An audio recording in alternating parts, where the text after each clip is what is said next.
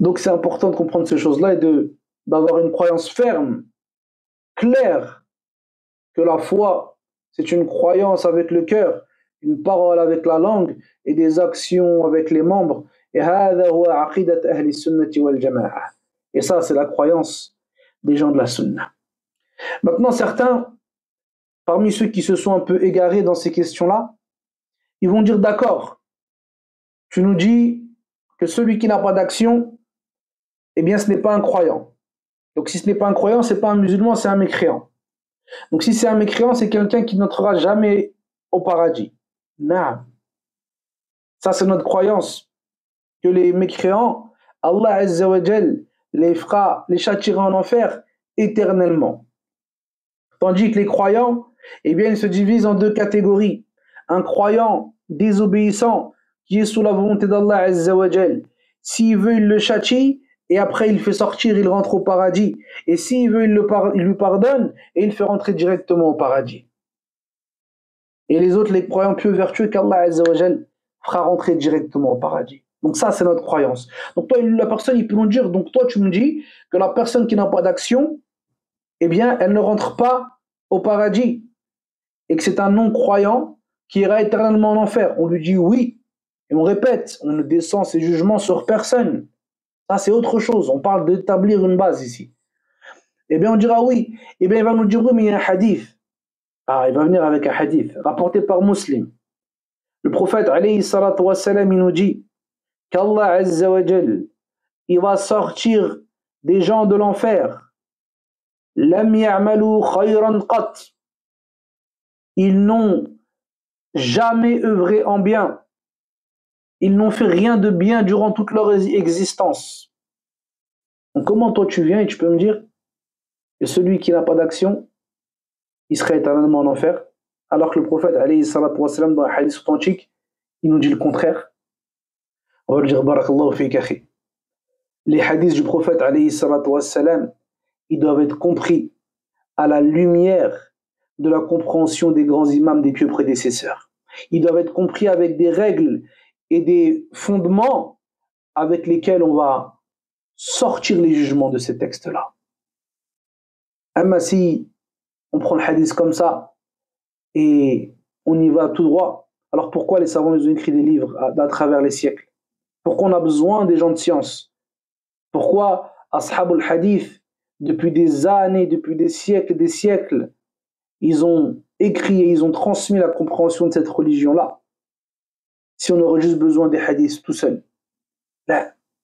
Donc une fois qu'on a compris ces usul-là, que les plus prédécesseurs, ils sont unanimes sur le fait que celui qui n'a pas d'action, eh bien ce n'est pas un croyant, il sera en enfer éternellement, alors on doit comprendre les textes à travers cela.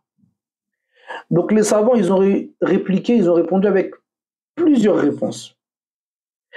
Ici, je vous en ai ramené que deux, qui pour moi sont les plus pertinentes. Wallahu ta'ala a'lam. La première, c'est que comme ils disent l'ajna ad-da'ima, le comité des grands savants d'Arabie à l'époque de Cheikh Ibn Baz et jusqu'à maintenant avec Cheikh Fawzan et d'autres, ils disent que ça c'est un hadith qui est mutashabih, c'est-à-dire qui est ambigu et qui doit être ramené vers les textes clairs. Et les textes clairs, ils nous disent qu'Allah Azza wa Jal, il ne châtie pas un peuple tant qu'il ne lui a pas envoyé de messagers. Et nous ne sommes pas tant à châtier tant que nous n'envoyons pas un messager. Donc ici, ils disent que ces gens-là qui vont sortir de l'enfer sans œuvrer et qui n'auront rien œuvré, c'est des gens qui n'avaient pas connaissance des actions obligatoires qu'ils devaient œuvrer et qui faisaient des mauvaises actions. Donc ils disent cela, c'est eux qui sortiront de l'enfer et qui auront aucune bonne action, et que le prophète alayhi salatu wa sallam nous dit lam ya'malu khayran qat, ils n'auront pas œuvré de bien.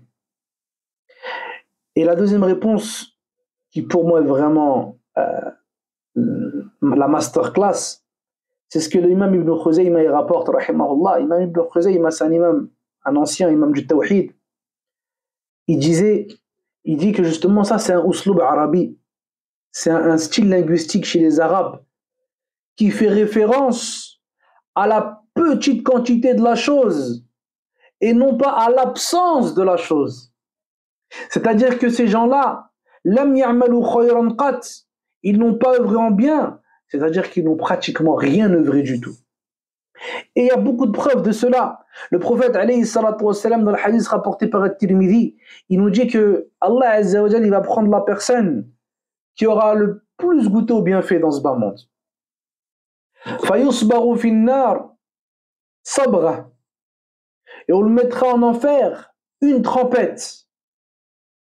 Et on lui dira هَلْ مَرَّ بِكَ خَيْرٌ قَطْ, est-ce que tu as déjà vu un bien? Est-ce que tu as déjà goûté une fois un bien? Et il dira la wallah, non par Allah. Et pareil, quand le prophète alayhi salatu wassalam, il nous parle des femmes qui seront nombreuses en enfer, et il nous dit yakfurna al-ashir, elles sont ingrates envers leur mari, le hadith.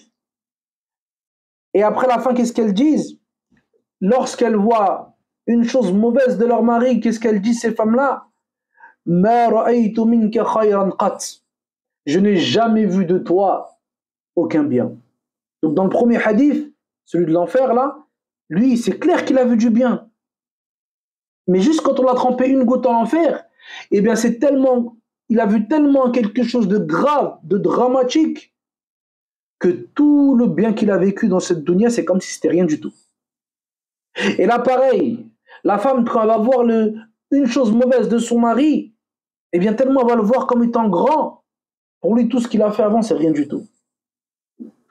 Et pareil, lorsque le prophète alayhi salatu wassalam, il mentionne l'homme qui a tué 99 personnes et qui a voulu se repentir et qui a pris la route pour se repentir et changer de pays et qui est mort en trajet, qui est mort sur le trajet, eh bien 2 anges y sont venus, l'ange du châtiment et l'ange de la miséricorde, et ils se sont disputés pour prendre son âme.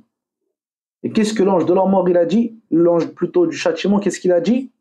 Innahu lam ya'mal khayran qat, il n'a jamais œuvré en bien. Pourtant cet œuvre-là il a fait tauba, il a cherché la vérité, il s'est repenti, il a marché pour se diriger vers une terre de bien. Donc ça nous prouve que le fait de dire qu'il n'a jamais œuvré en bien, c'est le fait qu'il n'a pas beaucoup œuvré en bien. Naam.